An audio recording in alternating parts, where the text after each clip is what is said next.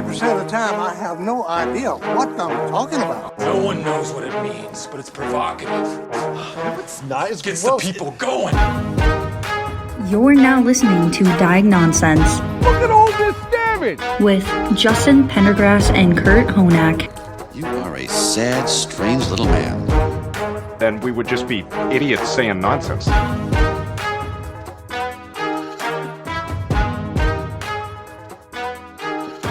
And I understand. Shots fired. Disagree. I understand that Highly that's part of disagree. who she is, but But what? All right, hit record.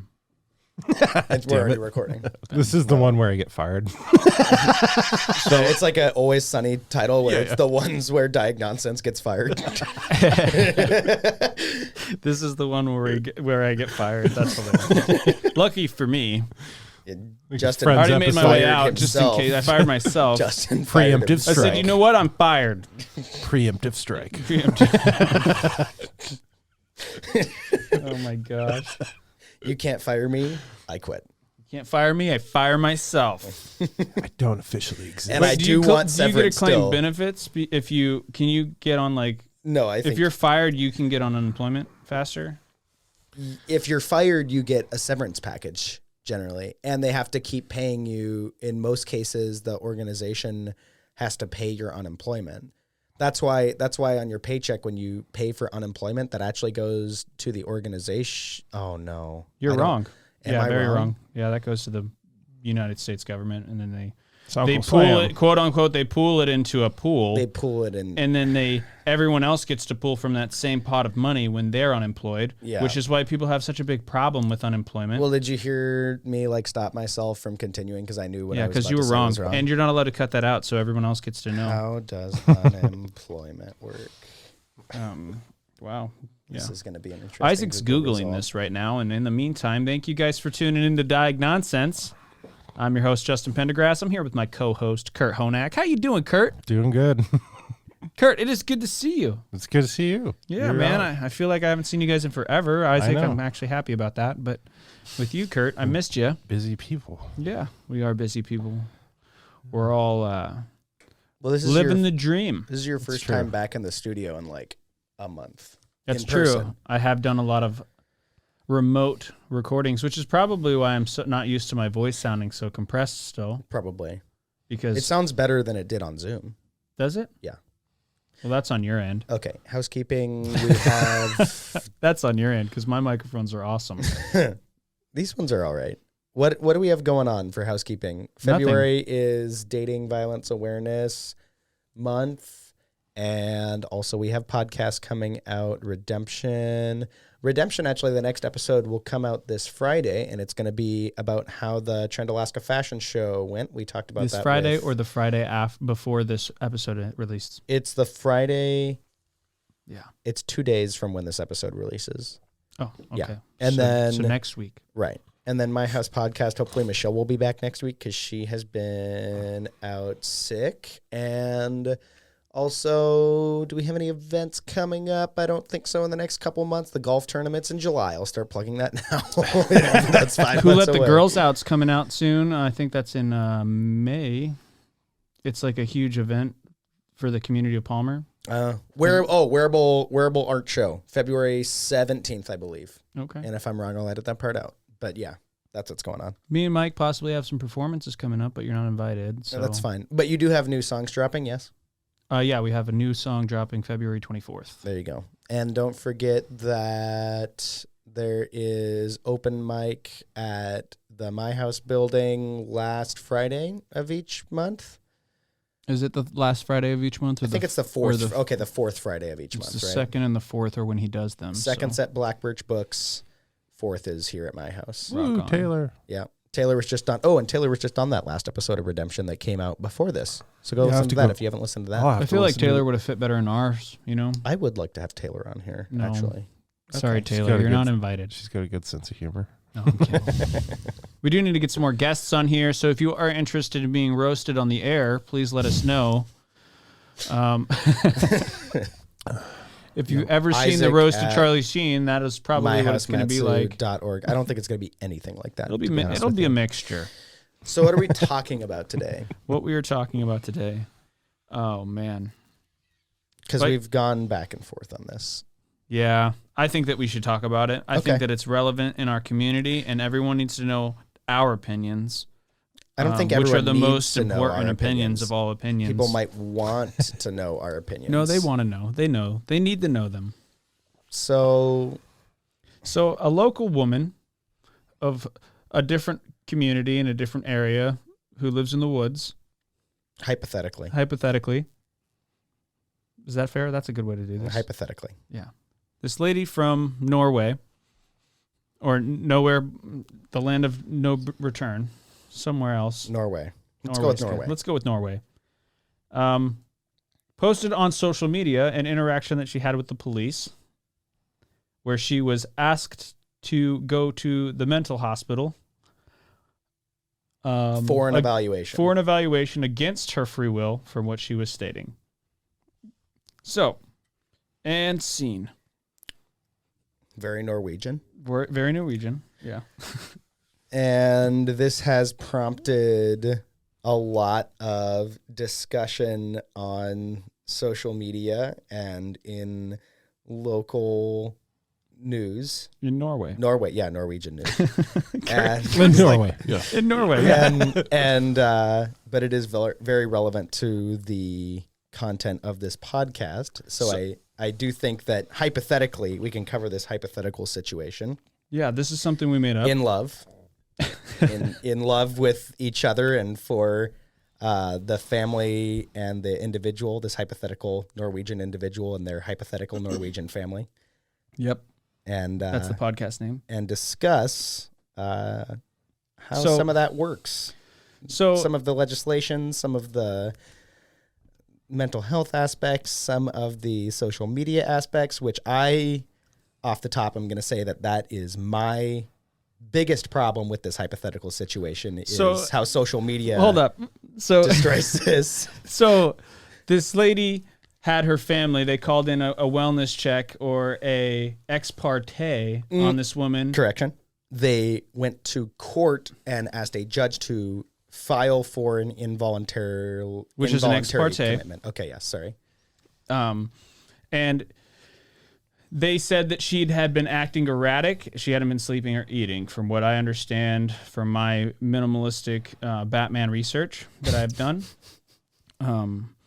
And the police officers were at her house previously to this event, where she had her family removed from the premises and told them that they needed to leave. And if they didn't, then she was going to trespass them. They then went to the courthouse and did this.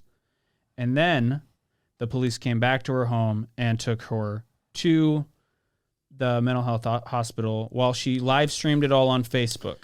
The woman is claiming, hypothetically, she may be claiming that this was in a religious, her parents or her family, whoever her family was, I don't know who it was, but are upset that she is overly religious or something around those. That is what she is claiming, is that the reason for her being taken in for an evaluation is because of her religious beliefs. And again, I'm going to say that is what she is claiming. Yeah, I don't know about you, Isaac. So, Yeah, please, Kurt, chime in okay, here. so the details so far is okay. So, but is there like a medical? I guess you wouldn't know, right? If there's the medical concern. All from the details outside that I've given context. you are the only details that I believe me and Isaac have at that this Batman point. That have come anyone- up So, with. Gotcha. What we want to Norwegian know is Batman from the has. experts. Yeah. The experts, we're going to pass it over to our expert, Kurt Honak. And he's going to God. decipher this situation out of Norway and give us his expertise, his Jordan Peterson approach. Norwegian God. Jordan His Peterson. Norwegian Jordan Peterson approach. Speaking of Jordan, I mean, we could riff on Jordan Peterson. Them trying to take away his clinical license all day, but let's stay on the subject, I guess, huh? We'll go back to that. But yeah, I we'll do go want back to to talk that. about that too. Jordan Well, Peterson, open invite to come Okay, on this podcast. well, See you soon, Jordan. I think I don't know. So I'm challenged because like, so say theoretically, like Justin, like we'll use you for example, like you're posting on social media or something, right? And you're posting your religious views, which is we have a, what is it? First Amendment, religious freedom in this country. I forget. I shouldn't. Yeah, that's terrible. Off the freedom top of speech, which includes freedom of religion. Right.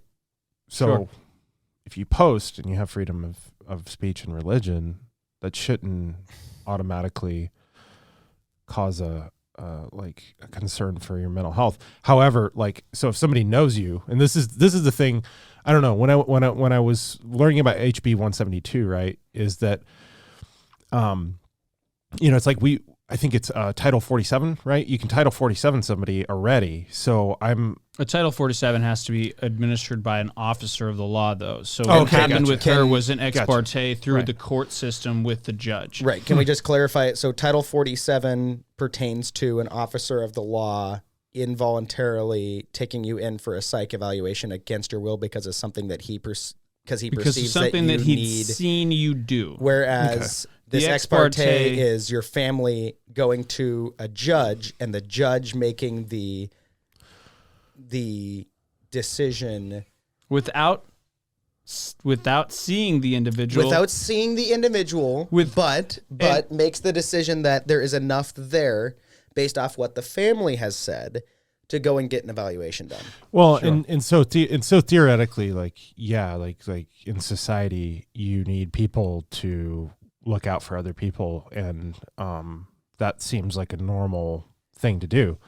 But where I'm challenged, I guess where I'm challenged is like the foundations of how we evaluate people for mental health is like, okay, so we theoretically, right? Like, so you'd have somebody who you're concerned about, who you get the ex parte or the Title 47 about, and then they go to a psychiatrist. What I'm challenged by is like the sort of the definition of what constitutes insane behavior is so relative from culture to culture and religion to religion and everything.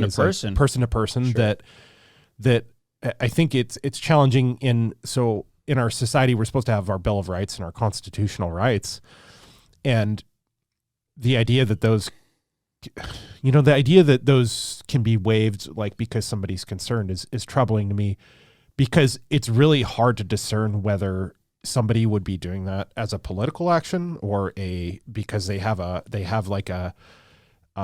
problem with that individual, or because they're actually genuinely concerned. And I guess, I guess it depends on whether you view our Bill of Rights as like, that's like the golden rule or not. And I think in our modern era, where we see that these pharmaceuticals can induce homicidality or suicidality in people, and there's a concern, right, that like, yes, we have the Bill of Rights, but we also need this social intervention.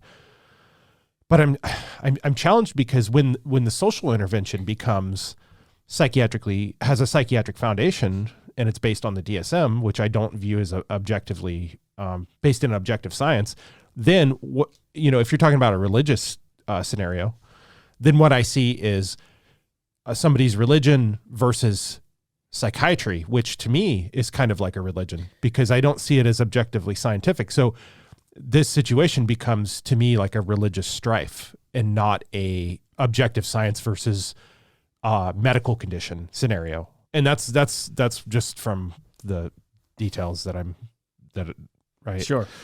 Well, I think we can take drugs out of the equation here. Right. Because unless you know for sure. Yeah. Right. We don't know if there are hypothetical pharmaceuticals involved or right. not. But can we, Isaac? Because if the follow-up to said, like mania, for instance, is a mood stabilizer, and that's the standard operating procedure, is to like administer drugs to somebody, can you take the drugs out of the equation? Well, we can take them out of the equation for the moment, maybe not after. Maybe not after the incident. Just on the subject of involuntary commitment. At the beginning of the situation, as far as we know, there was no drugs involved. Right. So we're going to pretend it's the perfect world where that's not something that's happened. This is the first moment. And also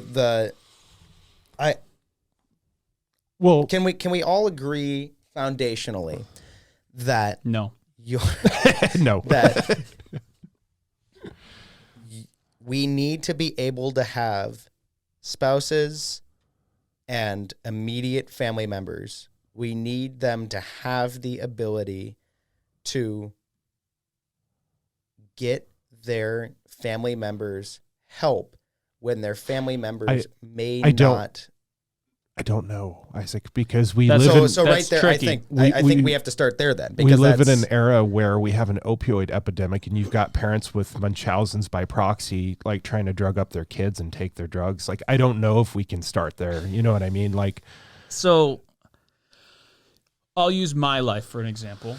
If my wife was like, hey, Justin, you need to go to the hospital, and I was unwilling to do that, and she did that to me, I'm sure I'd be able to forgive her, especially if I was in a manic state. My wife doing that is super radical, and it would mean that she seriously is worried. right. My wife in this situation. My wife is immediate family. My daughter doing that. My daughter's 10, but so her understanding what that really is right now may or may not be true. My daughter doing that, I would consider that yes. My sister, on the other hand, doing that, absolutely not. Okay. Because my sister is not with me 24 hours a day and does not know my ever-changing behaviors.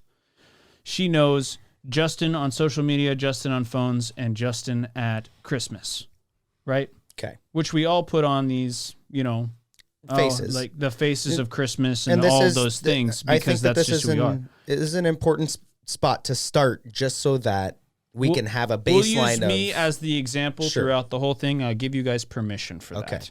So baseline, Okay. me, Kurt. because I agree. Spouse, and then children at a certain, if your kid is living with you and is like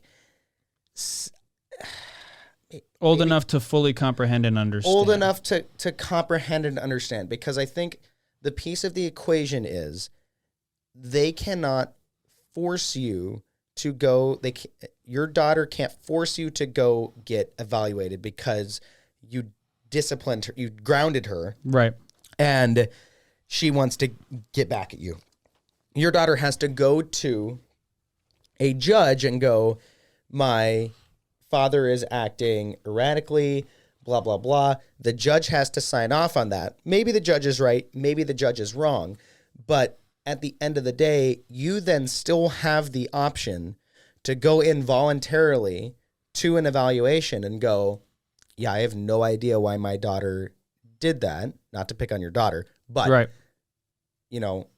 This is why I believe that my daughter did this. I'm going to do this evaluation to prove to you that clearly I am not needing psychiatric. See, and I would like Longer to argue the psychiatric fact care. that they're allowed to take me to the hospital based on a situation, right? Like, take me from my home where I am safe and I am fine. I mean, and there are people that will abuse that system, but Correct. for the So the people that really need it. Historically, they have. always have. Yes. Yeah. Yes. But for the people that really need it, what are we supposed to do? I mean, it's kind of like damned if you do, damned if you don't. Well, I'm with you. And I don't know that we're going to solve the world's problem here. Maybe well- we should put all the politicians into a WWE ring and have Just those Over-the-top rope match. Dana White's slap fight. Right. Competition. everybody That's what we over the need. top rope But- match. Whoever wins has to fight for the title, and Maybe- the rest have to hire 10 Speaking of- employees. That's not gonna that's not gonna solve our problem, right? Like, I don't know what the answer is, but I do know that there are people out there who will abuse the system like they do for everything, and it's going to get to a situation where, there are going to, Kurt's talked about this. There's people who are wrongfully being put in situations that should not be there at all. And now, your kid struggled with, being able to concentrate in school because he's not getting enough sleep, and now he's on ADHD medications. Like, you know what I mean? Like, there's situations where it goes to that extreme. Well, Sure. and I think maybe no approach is 100% effective, but certainly where we're at with the biomedical model is a departure from the more holistic and psychosocial approaches we've had in the past. I think that we have to develop in peer support and like we talk about like Peter Bragg, and I read Psychiatric Drug Withdrawal, have a patient-centered approach, like a patient-centered collaborative approach where the patient sort of drives the withdrawal and taper. And there's recently a podcast about Norway, ironically. We're talking about Norway. It's not the We're same talking Norway. about Norway. This is a different Norway. Okay. Yeah, it's a Norway that lives in the woods. Yeah. We're talking about Norway, Norway. This is actual Norway with the Y at the end. That has a hospital where they're treating schizophrenia, and they're having a lot of success with that. And that's with people with lived experience and without a drug-based approach, right? And so I think they might still have a small percent, but it's not like the majority of schizophrenics that are in there. Like they're actually having success with remission without the drug-based approach. And so I guess it's the trajectory that I'm challenged with, because I feel like we manufactured this climate where now we're having to go, well, yes, because drugs can induce suicidality, we now have to like get rid of our Bill of Rights because everybody could be suicidal or homicidal. And it's like, well, but the people who are not, the people who are not, it's like we're destroying the entire social integrity and fabric of the country by doing that, because the way our country is built on that foundation. That's how our country operates. Like you basically have to like revision the entire country and do a different political system for it to function without the Bill of Rights, right? And so like I'm challenged by the idea that we can just segue into involuntary treatment and that because we have what is happening with people with the effects of drugs, which is true. It is true. So there is violent people. I agree. Right? That people become violent. I agree, but I will also say this, that in this hypothetical situation in Norway, there was no involuntary treatment. There was an involuntary assessment done. Right. And so then let me pose this to both of you, starting with Justin maybe. If the assessment, because that is all that was needed here, if the assessment was done at the individual's home, instead of the troopers coming, picking them up, taking them to a secondary location to get this evaluation done. If even if the troopers were still there, but if a professional came to that individual's home, would you feel more comfortable with it? Or is that still a bridge too far in your mind? I think it's a step in the right direction, although that comes into the right to, the right to privacy. Sure. And things along those lines, because now they're entering a private resident. Well, but I do think that that's a better approach than you taking me, in the back of a police car to some other place, and then I'm held there against my will. Because I understand where both of you are coming from. Right. There's a huge probability for abuse, not only just in the immediate time after someone is hauled off to go do an involuntary assessment, but then Kurt also after that in the treatment following that assessment. I understand that. But to play devil's advocate, hypothetical devil's advocate, Norwegian devil's advocate, is that Krampus? Is Krampus? Krampus advocate. Yes. So to take that side, I'm unwilling to cede the point that there are individuals that need to be picked up and at the very least have an assessment done. There are individuals in our society that need that done to them and are unable to make that decision for themselves. When you're in that state of mania, you're not capable of making that decision. Where I'm willing to cede some points is, what does the process look like? What does the treatment look like? And who gets to say that you have to do that against your own will? So I guess my counter to what you're saying is that we have an individual who stands on the corner in our community who shouts and yells at the world. Mm-hmm. That man is not in a community hospital. Or in Norway? Well, no, this one's at home. Okay. People know this individual. Okay. That man is not being involuntarily put into, a psych ward. And I would believe that he is somebody who possibly could use that level of intervention. But he's not. But now we're going into people's homes. And this all, from what I'm understanding, revolts from a posting thing where she posts over 100 things in under 24 hours. Hypothetically, yes. Sure. But so posting over a certain amount now becomes a reason to involuntarily take me from my home.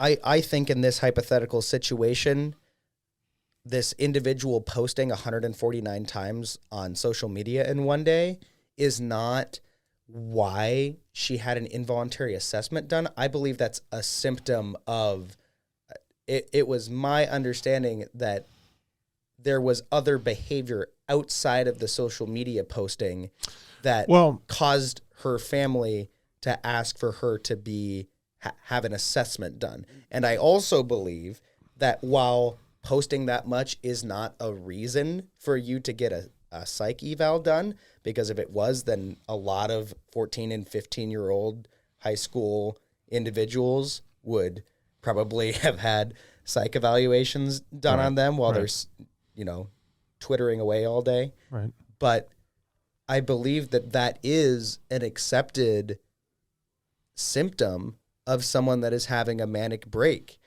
And I also believe that this hypothetical, we wouldn't even be talking about this hypothetical situation if this Norwegian individual had not live streamed the Norwegian police coming to their house to have them take them away for an eval. And if they had not posted the text messages of their family telling them, we love you, we've asked that you have an involuntary assessment done, but you can still do this voluntarily. I don't even think this would be a story. We wouldn't be having this hypothetical conversation.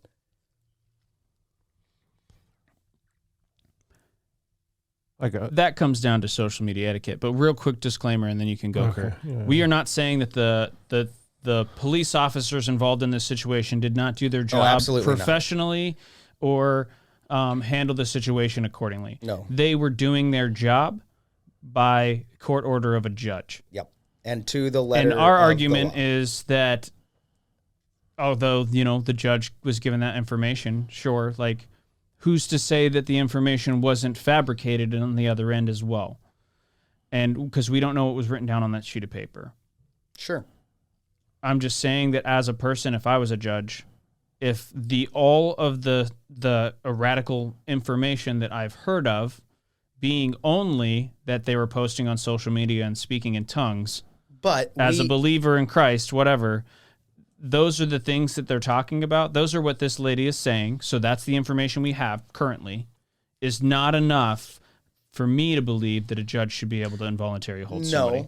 But before you go, I want Kurt to be able to say what he's going to say. Because we're getting right into the meat of where we disagree. But there's a couple things that strike me as an issue is that I believe that psych eval is great in the context of an objective framework, and that's the holes for me are not whether or not we should be responding to people in crisis. The holes for me are how we're responding to people in crisis. If we say manic break, if you read Robert Whitaker, Anatomy of an Epidemic, he talks about how there's when these antidepressants hit the market, there's a huge spike in child mania. And I'm not saying that was a factor. I'm just saying it could be if we're talking about manic behavior, right? And so the challenge I think for me is okay, so you respond to the person, and theoretically you respond to a crisis. That's good. But then your framework is to follow up with an assessment. If that assessment is not done in objective science, to me, that invalidates the entire assessment process, right?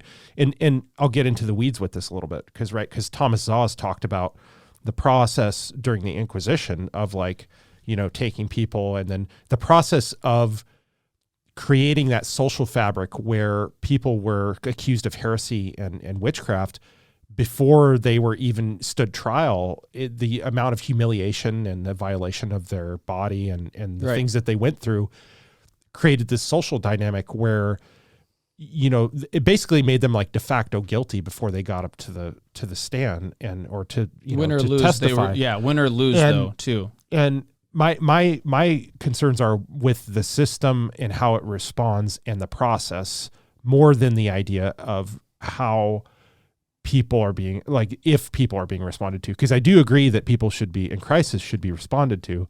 I just don't know if our system is healthy enough to do that, or is healthy enough to do that in an effective way, and so I don't want to, I wanted to clarify that a little bit because it's complex, right? Because it's like, yeah, no, we're not, I'm not certainly not saying don't, if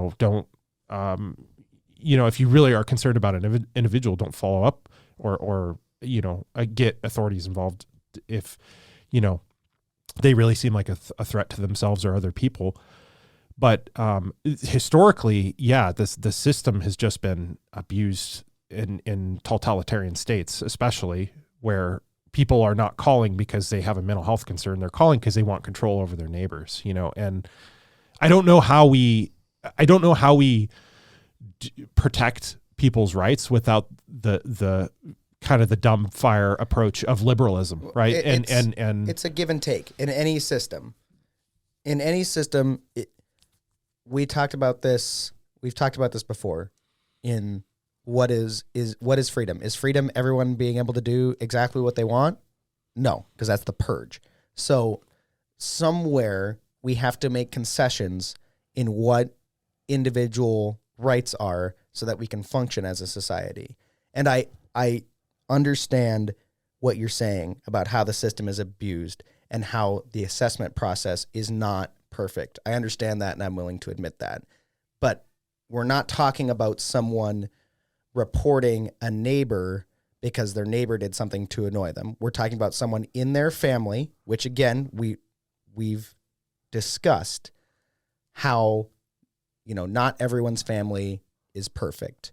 And maybe we should limit who in a family can make that determination, go to a judge, get you involuntarily assessed. However, Justin, and I want to go back to what you had talked about before Kurt started talking, just so I don't forget it, is, the reasoning for this commitment being because of social media posts and being because of... That's all we know. Religion. That is all we know, but that is the hypothetical information that we have is from the individual that got assessed involuntarily. Sure. And I just Kurt's testimony and story, all the information that I have from that is Kurt's point of view. That's true. All the information you have for my testimony and my story is my point of view. You've never asked my mother, hey, did you abandon and treat your son bad? So again, my argument for that is that they're calling her erratic. Maybe she isn't. Maybe she is and maybe she isn't. But what I saw online was evangelical approach to Christianity, which is extreme, which is very extreme.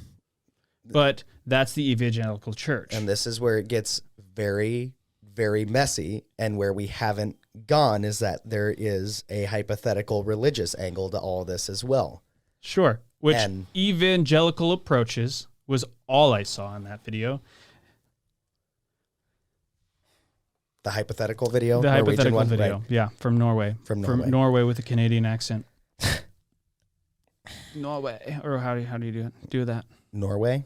Yeah, with a well, Canadian I want to accent. say Norway. too that historically, the follow up to this has been okay. So police show up to your home. If you don't get on board, then we're going to involuntarily inject, antipsychotic, or we're gonna treat you with a drug that, from what I'm seeing in the research is like, well, that's causing permanent dependency and nervous system damage when they do that. When they haul you off, and it's like, okay, so how is this process therapeutic at any level? But again, Kurt, you're talking about what comes after. So if the officers would have gone there without the ex parte as a wellness check, would they have Title 47 to that woman?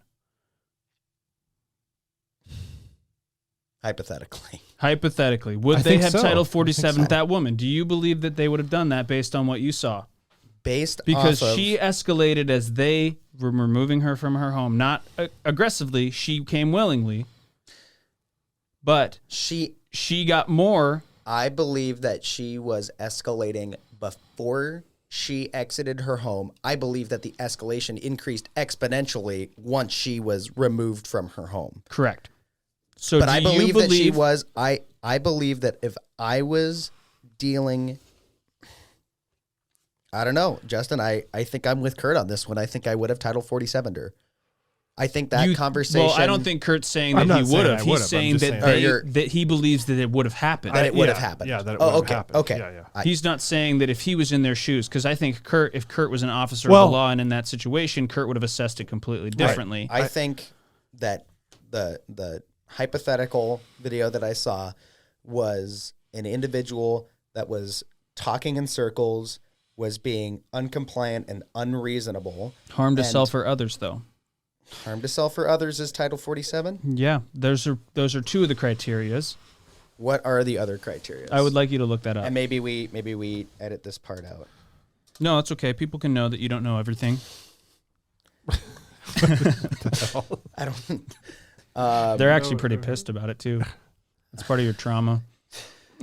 Your parents didn't tell you everything about the Oh my world, gosh, Isaac. this is How like- dare they? This is so, man. This is really in depth. I just want. What is the last? You want like a bulletproof? Yeah, A bullet point? Bullet points. God, and that's the problem. Is like so. I go to look up Title 47. There's and not. It's like There's not going to be a bullet point. 100 different. I believe. things, There's going to be like. Okay. Okay.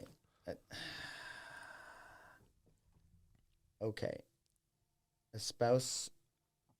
Well, this is involuntary commitment. A spouse or guardian, a relative, a certifying physician, physician assistant, advanced nurse practitioner, or the administrator in charge of approved public treatment facility may petition the court for 30-day involuntary commitment. 30 days? Petition must allege that the person is an alcoholic or drug abuser who has threatened, attempted to inflict, or inflicted physical harm to another, and unless committed is likely to inflict physical harm, is incapacitated by alcohol or drugs. Which we've ruled out most of those. I think all of those things were ruled out. And then, the rest is just dealing with other things. So it's those two. So it's physical harm or harm to another. I don't see any of that. Which in this hypothetical situation, I don't believe was there. What you're saying, Isaac, is that I won the argument. Well, but this isn't a Title 47, I thought. No, but but that was an ex parte that you were just reading. No, that was Title 47. Was it? What's the rules for an ex parte? Because I believe it's the same thing, but you go through the judge rather than you go through the officer. Application for ex parte order. Man, this is so. Ooh, here's a PDF. Oh, let's go. I don't agree with Justin. Now I'm going to file one. Do it. Damn it. See? I need a couple days off, so. I hear they play poker in there. You'd probably need to go there, Isaac. Just clean the table. It's all like you're playing that for like scene from The toilet paper Office sheets. where we're all just like finger gunning at each other, but it's with ex parte orders against each other. That's not funny. That's not funny. how That's the not funny. USSR collapsed, man. I'm serious, man. They're just doing that to each other constantly. Ex parte is all over. They're just like, oh, yeah, you're going to the gulag. This, I believe. Oh, wait. This is for a disease.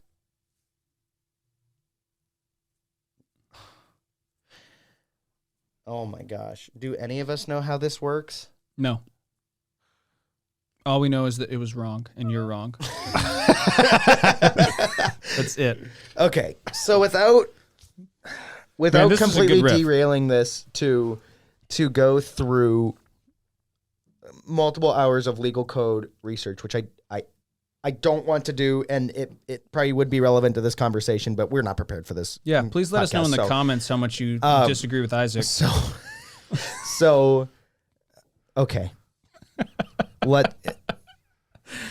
Oh my gosh, they're gonna let without us. knowing what So- the actual legal code says verbatim.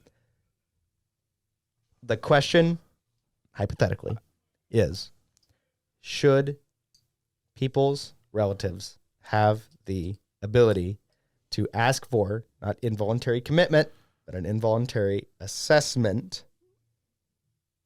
And should Norwegian law enforcement be involved in removing them from their home for I don't said believe that the involuntary officers. assessment? I don't believe that the officers were unnecessary. I think that that's fine.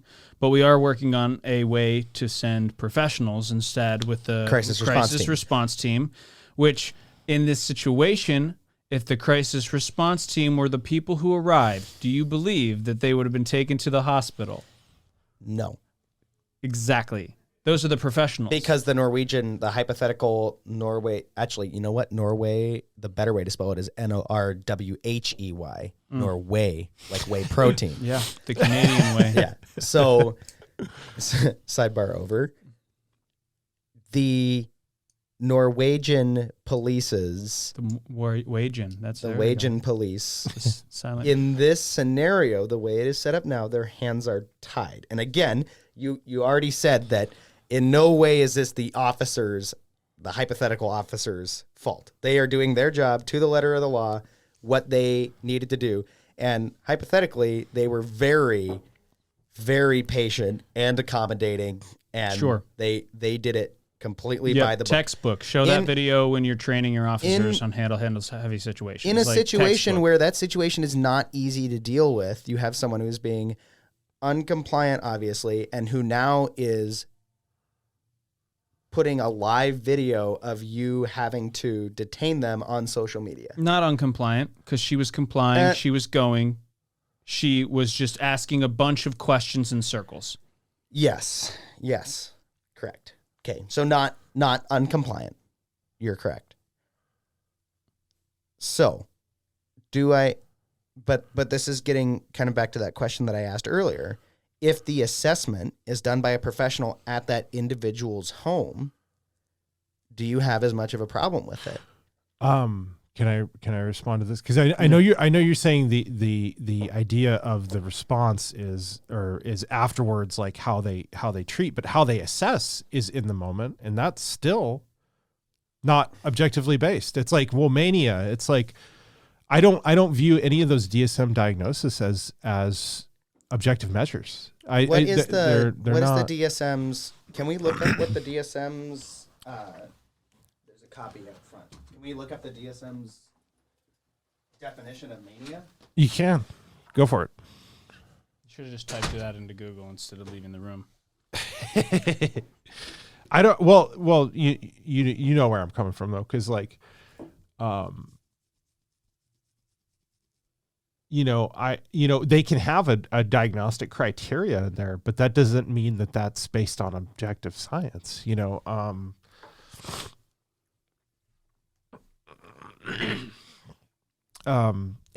a lot of times, though, to me, those diagnoses are, based on a criteria for. I'll wait until he comes back here. So a lot of times, to me, those diagnoses are based on criteria for like, what the side effects of the drug are, or of withdrawing from the drug, because it's like a self-fulfilling prophecy, and We got hoarding. We got male hyperactive sexual desire disorder. every teenager.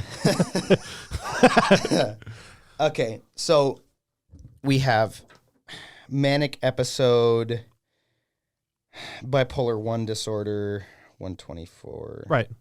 Just because it's in the DSM though doesn't mean that it's based on an objective science. Right. You see what I'm saying? It's like sure, but this is so the DSM describes a manic episode, a distinct period of abnormally and persistently elevated expansion or irritable mood and abnormally and persistent increased Goal-directed activity or energy lasting at least 1 week and present most of the day, nearly every day, or any duration of hospitalization is necessary.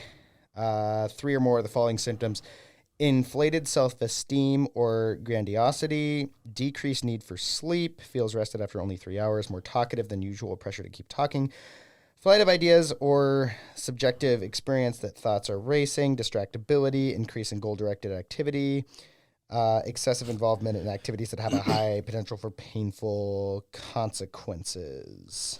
So It's that very loose. that is very loose. I was going to say. well, the DSM is so very increased, like the DSM drive on to purpose finish is very your goals, loose to so complete that your you goals? can- it's very loose so that they can diagnose you under a variety of things, rightly or wrongly. Right. So that they have, it's very general. So that Yeah. they can, And unfortunately, what do I want to say? God bless our police, but they don't have, if that's their framework for, it's like when we talk about mental health in the United States, it's like, well, no wonder our first responders feel like they don't have adequate training, because even if they get the training, it's like, well, if our culture is DSM centered and you have the like prominent DSM authors coming out saying that, they have some, this stuff is like hypothetical. It's theoretical. Like, Well, we we're don't really talking exactly about know, hypothetical situations. So. Right. Right. But you see where I'm going with that. It's like, well, how are they going to be able to respond to be able to violate somebody's constitutional rights, even if they feel like that's in their best interest? I mean, I get it. I really do get it, but I have a question. Okay.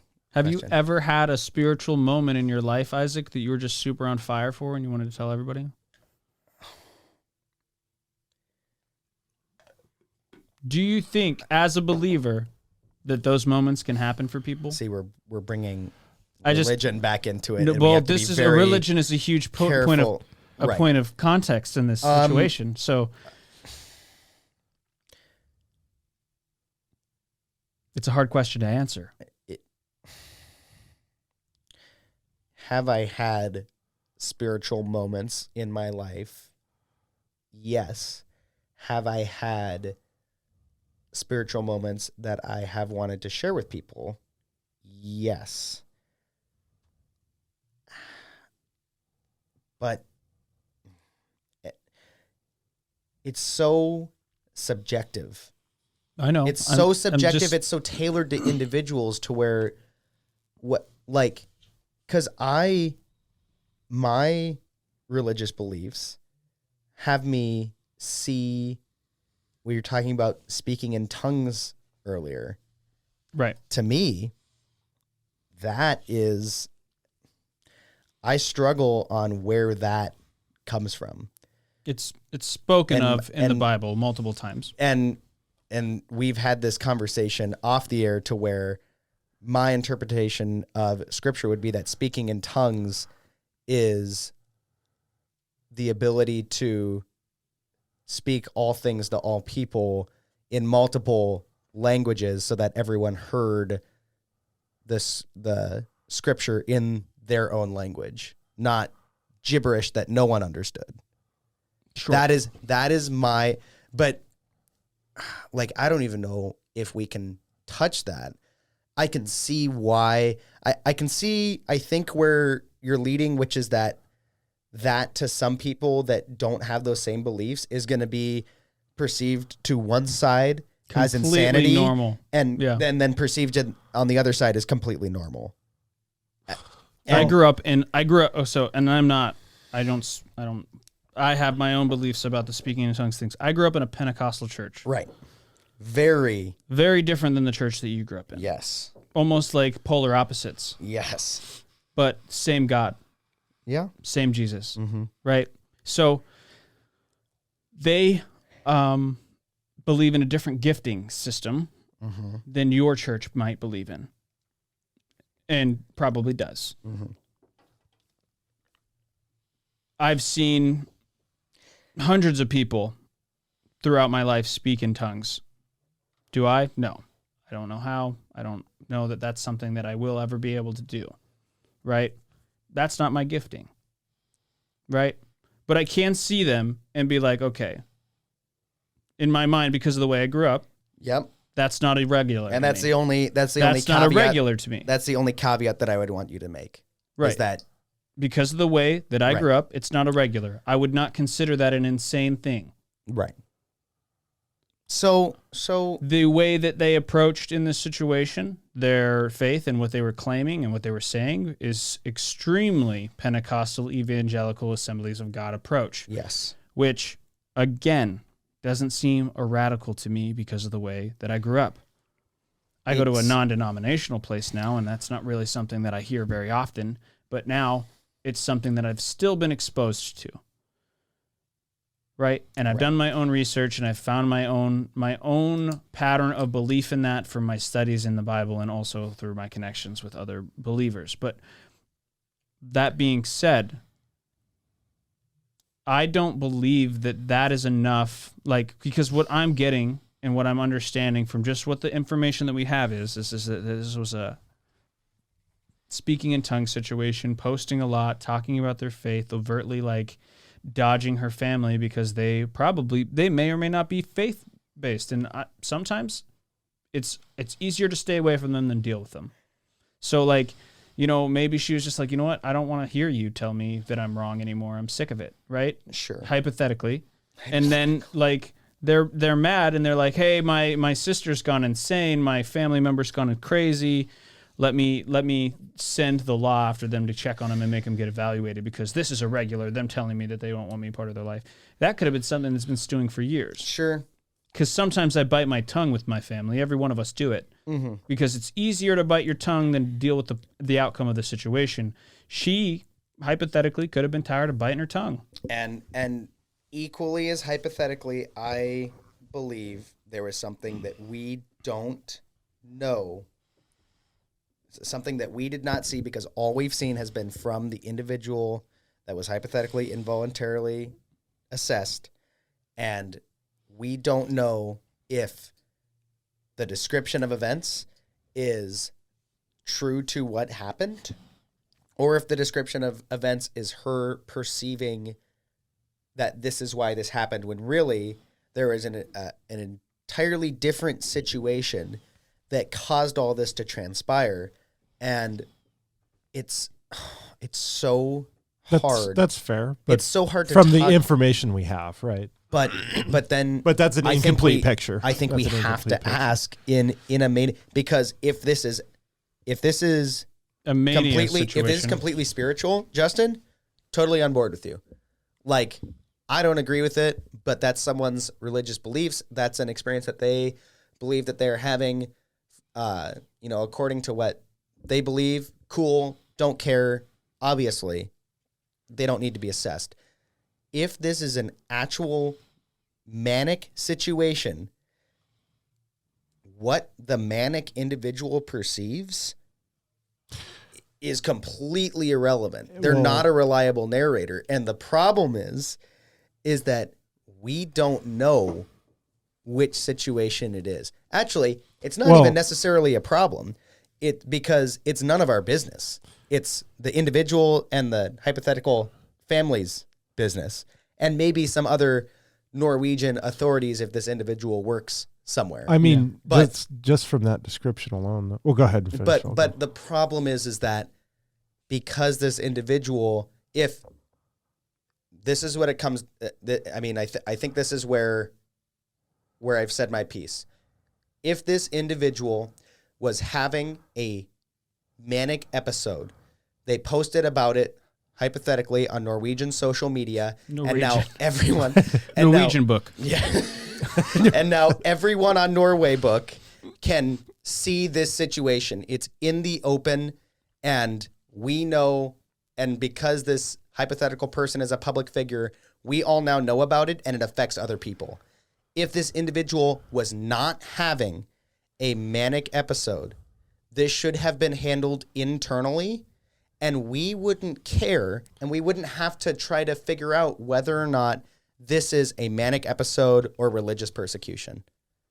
Well, and I think we answered some. Did we not answer some of our own questions? If we have to question whether or not that their behavior that's presented is, I mean, from the limited context that we have is rational or not, then it kind of begs the question of, well, we can only argue from what we know. We can only blindly argue, but I can't assess whether that person is manic or not, Kurt. Someone smarter than me that knows what they're doing has to be Dr. able Kurt to assess Honak. it. Paging Dr. Kurt Honak. Someone has to be able to assess it, and there are problems with how we assess it, but someone has to be able to do it. That's not any of the three of us. If we don't trust someone to assess it, and I get that there's flaws with the system, and how we can attack some of those flaws and get better care in this situation, I think is a conversation for another time, but someone has to be able to assess that and make that determination. That's none of us, and it's not that individual, and it's also not that individual's family member. It's someone completely removed from the situation that has the knowledge to back it up. Well, at the end of the day, Justin, I think you and I would agree that, that he's going to make the final call there. They didn't even ask what would Jesus do. I bet that question didn't even come across. Probably not. Probably not. You were going to say something, Kurt, and then we're going to... Oh, I don't know. I I still have reservations on being on the same page because I don't feel like the system's therapeutic, and I almost feel like no intervention. I think we all agreeing to disagree because I think system. we all have like different opinions on this situation. Yeah. Like yours is a clinical approach through the mind of a Kurt Honak, through the mind of Kurt Krampus Honak. Yeah. And Isaac is a hockey player who's got his head hit a lot, so we can't trust anything he says. This all might be a figment of my own imagination. Yeah, we're not even having a podcast. Kurt and Justin are just my doctors, and I'm imagining all this. This is a Joker situation. We live in the movie simulation. Ends and then none of that really happened. No. What's even the point of talking about all this when we all live in a simulation anyway? Gosh, thank you You're guys all just for figments tuning of my in imagination. to Diagnonsense. I'm your host, Justin Pendergrass. I'm here with Kurt Honak. Hey, Kurt Honak. Yes. Any final words, man? I just think we should always look for ways to improve the system and burn the system improve. down. No, don't do that. Peaceful reform. Peaceful reform. Right. But Norway, check out Norway. They're crazy. They're doing they're treating actual Norway? Schizophrenia. Yeah, actual Norway. Not hypothetical Norway. Not hypothetical. Norway's actually a really good reference for a lot of great things. They do a lot of things really interesting. Bank. Don't they have like a prison where it's just like when you're there, it's like almost like rehabilitation. Yeah, that's really rehabilitation. It's not really just cool a hard idea. sell that you Where suck. do we send Ted Bundy? No.